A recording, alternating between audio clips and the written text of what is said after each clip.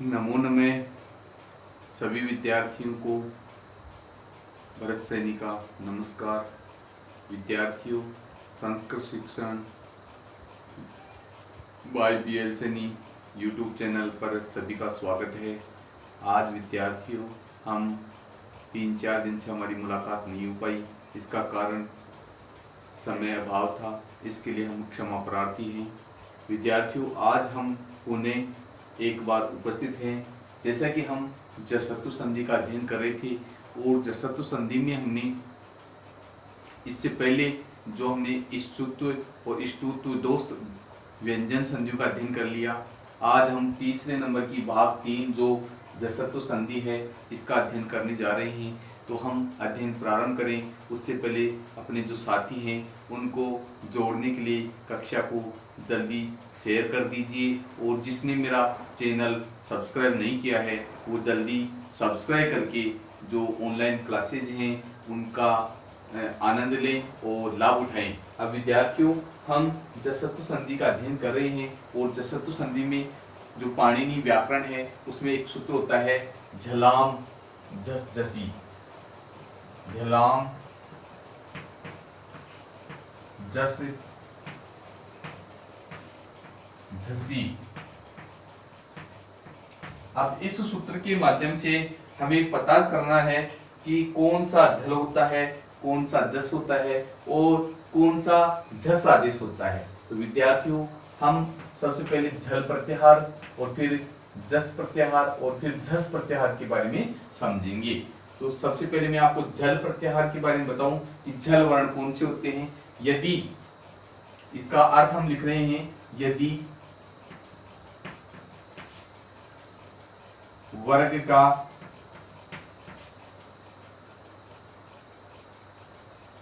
पहला जो झल प्रत्याहार होता है, यदि सबसे पहले लिखेंगे हम झल प्रत्याहार। झल में झल पहला, दूसरा, तीसरा और चौथा वर्ण, और इसके अलावा जो उस्मान वर्ण है से है, से है, तो ये होते हैं झल। और झल के पश्चात जस। अब जस में आपको बताऊंगा कि जस में कौन कौन सी वर्ण मिलेंगे आपको। प्रत्येक वर्ग का तीसरा, चौथा अक्षर या पांचवा अक्षर, यानी झ से ही प्रारंभ करेंगे। जैसे हम लिखें झ, भ, घ, ढ, यानी तीसरा और चौथा वर्ण होगा, और इसके साथ ही य, व, र, ल, यानी अंतस्थ वर्ण होंगे। तो ये यदि इसके पश्चात हों, झल के पश्चात जस हो तो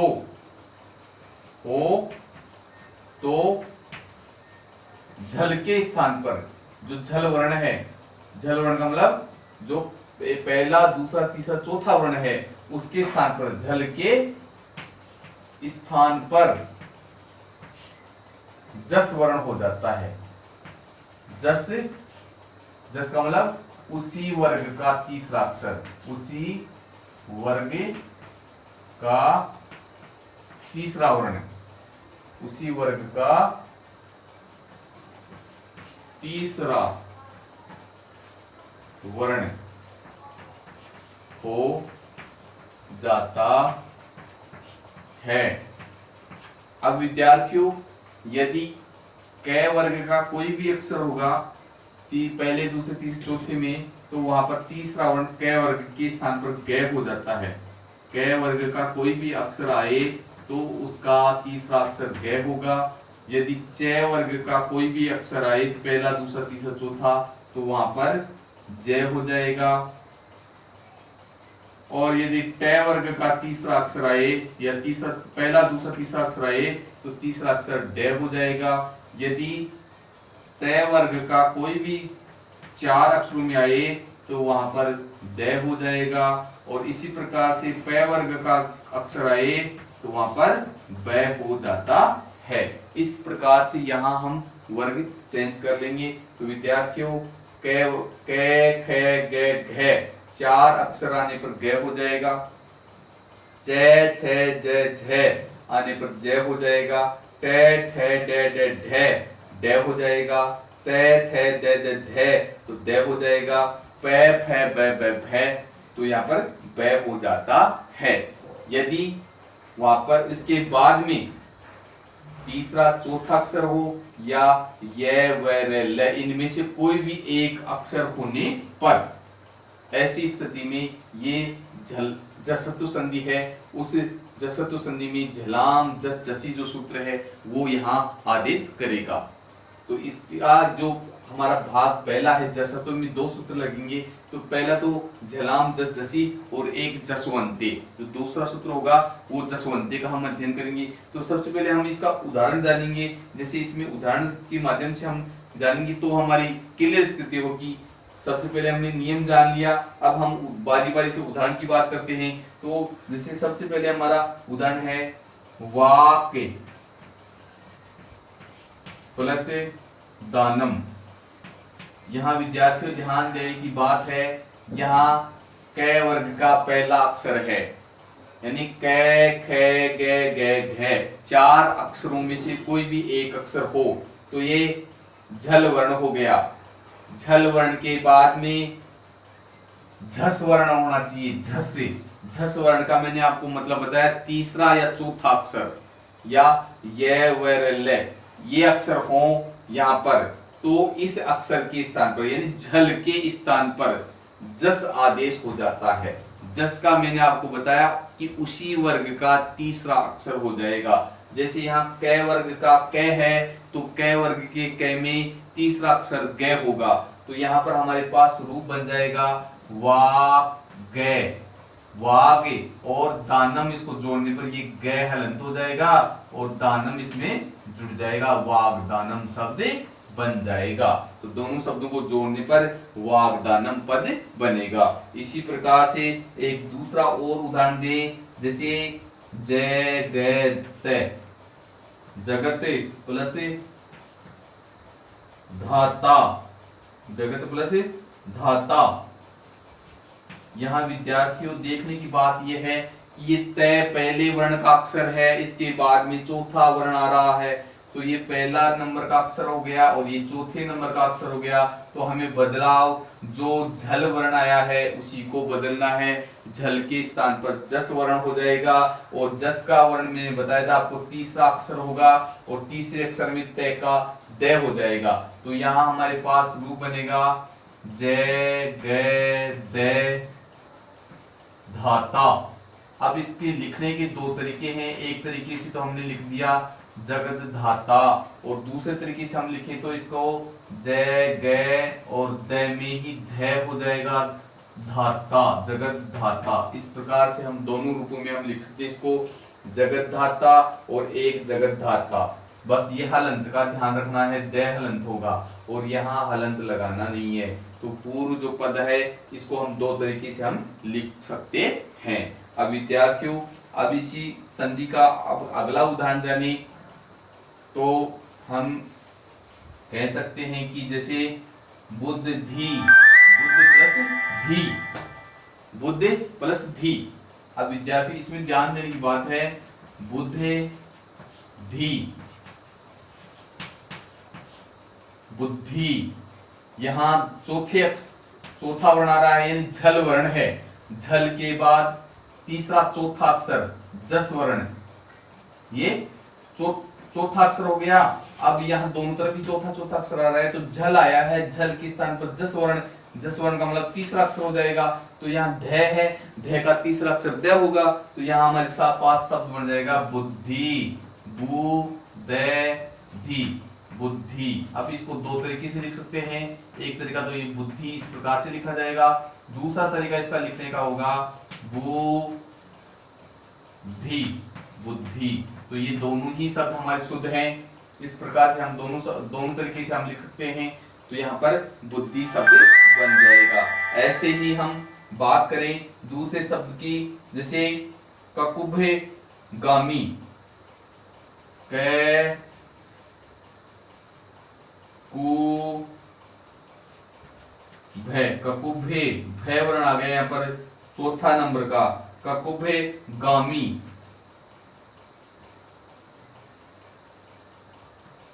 ककुभे गामी। यहाँ विद्यार्थियों देखने की बात है कि झल वर्ण यानी झल वर्ण में पहला दूसरा तीसरा चौथा चारों अक्षर आते हैं, और झल के बाद जस झस हो, झस का मतलब तीसरा और चौथा अक्षर होगा। तीसरा अक्षर आ रहा है गे। अब जो हमारे पास झल वर्ण आया था उसको जस आदेश हो जाएगा, यानी तीसरा अक्षर हो जाएगा। जो भय आया है उसी वर्ग का तीसरा अक्षर ब हो जाएगा। तो यहाँ पर हमारे पास शब्द बनेगा कै कु बे, ककुबे गामी, ककुबे गामी, ऐसा रूप बन जाएगा।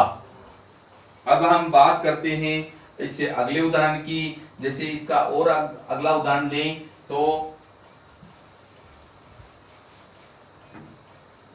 त्वक, त्वक प्लस धारणम। यहाँ विद्यार्थियों पहला अक्षर है और यहाँ चौथा अक्षर है, हमें बदलाव करना है। जो झल वर्ण आया है पहला दूसरा तीसरा चौथा, उसी को तीसरा अक्षर बनाना है। तो जैसे कै आया है इसका तीसरा अक्षर गे हो जाएगा, तो त्वगे, त्वगे धारणम, त्वगे धारणम रूप बन जाएगा। ऐसे ही हम इससे आगे बात करें, जैसे दधे, दधे प्लस धे। तो यहाँ पर भी जो पहले उदाहरण दिया था हमने, चौथा अक्षर यहाँ पर भी चौथा, जो पूर्व जो चौथा अक्षर है इसको हम तीसरे अक्षर में बदल देंगे, तो ध है ये द में बदल जाएगा, दधे शब्द बन जाएगा। द और द और ध, दधे। अब इसको हम दो तरीके से लिख सकते हैं, दधे, और एक दूसरा तरीका होगा द दधे। तो इस प्रकार से ये दो शब्द बन जाएंगे।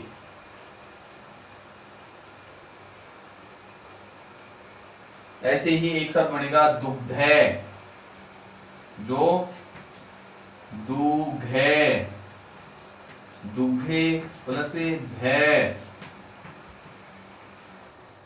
दुघे प्लस धे। यहाँ विद्यार्थियों दुग्धे जो शब्द बना है, दुघे है चौथा वर्ण है, और यहाँ पर भी चौथा वर्ण आ रहा है। तो यहाँ पर जो घ है ये ग में बदल जाएगा, तो यहाँ पर हमारे पास शब्द बन जाएगा दू गे धे, दुग्धे। इस प्रकार से यहाँ पर शब्द बन जाएगा दुग्धेन, दूध। दुग्धे का संधि विच्छेद है दुघे प्लस धे, और संधि युक्त पद बनेगा दुग्धे। ऐसे ही एक और इसका उदाहरण दें तो सिद्धे प्लस धी, सिद्धे प्लस धी, सिद्धि। जो रिद्धि सिद्धि होती है उसका हम सिद्धि जो शब्द है, जैसे सिद्धि, इसका संधि विच्छेद करना है, सिद्धि। रिद्धि और सिद्धि दो पद होते हैं, तो अब इसका हम संधि विच्छेद करें सिद्धि, तो यहाँ पर हम लिखेंगे सिद्धे प्लस धी, ये इसका संधि विच्छेद हो जाएगा। और संधि युक्त पद बनाएंगे तो यहाँ पर जो चौथा अक्षर आया है इसको हम तीसरे अक्षर द में बदल देंगे, तो सिद्धि रूप बन जाता है। तो सिद्धि जो रूप है इसको हम दो तरीके से लिख सकते हैं, एक तो सी द धी, इस तरीके से भी लिखा जा सकता है। दूसरा शुद्ध रूप होगा सी द धी, सिद्धि। तो इस प्रकार से हम दोनों ही ये रूप सही हैं। अब विद्यार्थियों इसी संधि का एक जो पार्ट है वो मैं आपको बताने जा रहा हूँ। ये तो था हमारा झलाम जस जसी। अब इसका दूसरा जो भाग है वो हमें बताएगा कि इसमें भी जस सत्व संधि होती है, लेकिन उसमें सूत्र अलग होगा, इसमें सूत्र अलग होगा। अब हम दूसरे सूत्र का अध्ययन करने जा रहे हैं जो हमें बताएगा कि इसमें भी जस सत्व संधि ही होती है। तो इसका पार्ट नंबर 2, झलाम जसवंते, झलाम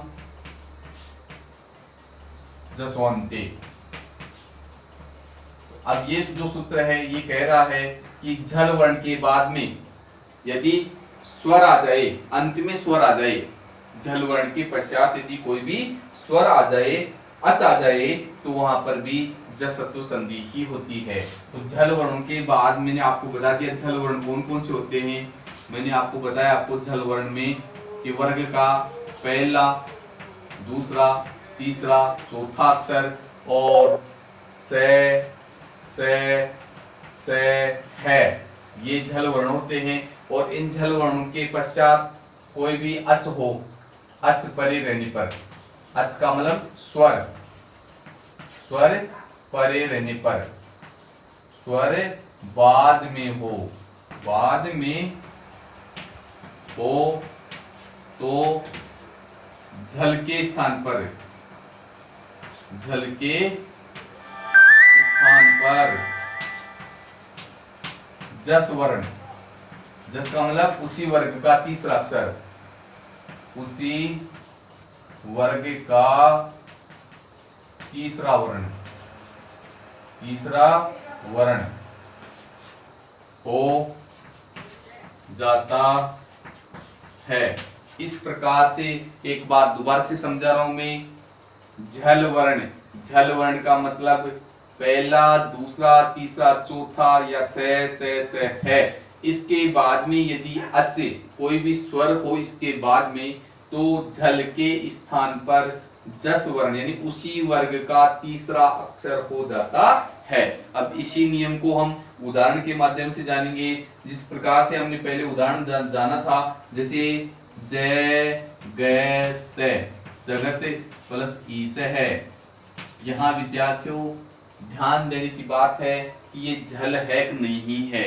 झल में मैंने आपको बताया कि प्रत्येक वर्ग का पहला, दूसरा, तीसरा, चौथा अक्षर, तो ये तय वर्ग का पहला अक्षर है, इसलिए ये झल है। झल के बाद में स्वर परे रहने पर झल के स्थान पर जस वर्ण, जस वर्ण का मतलब उसी वर्ग का तीसरा अक्षर, यानी तय आ गया तो तय का तीसरा अक्षर द हो जाएगा। तो हमारे पास शब्द बन जाएगा जय गय द, और तय में ई स्वर जो बड़ा है ये जुड़ गया, ई बड़ा है इसलिए दी भी बड़ा हो गया, जगदीश है, ये हमारे पास रूप बन गया। ऐसे ही दिके अंबरे, दिके प्लस अंबरे, यहां विद्यार्थियों कै वर्ग आ गया और यहां स्वर है तो कै का तीसरा अक्षर ग हो जाएगा, तो यहाँ ग में एक एस स्वर है ये मिल जाएगा, तो यहाँ पर शब्द बन जाएगा दिगंबरे। इस प्रकार से ये दिगंबरे शब्द बन गया। ऐसे ही अच्छे अंत, अच्छे अंत है, यहाँ विद्यार्थियों च वर्ग आ रहा है और च का या इसके बाद में स्वर है तो च के स्थान पर तीसरा अक्षर जय हो जाएगा, तो यहाँ अजंते शब्द बन जाएगा। ए और च का बन गया जय, और जय में ए की मात्रा मिल गई, जय पूरा हो गया, अंत अजंते पद बन गया। और अजंते का संधि विच्छेद पूछा जाए तो अच्छे अंत है, संधि का नाम पूछा जाए तो जसत्व संधि। इस प्रकार से और अन्य उदाहरण की बात करें तो हमारे पास उदाहरण है जैसे क वर्ग का हो गया, च वर्ग का हो गया। अब ट वर्ग की बात करते हैं तो ट वर्ग में जैसे सटे,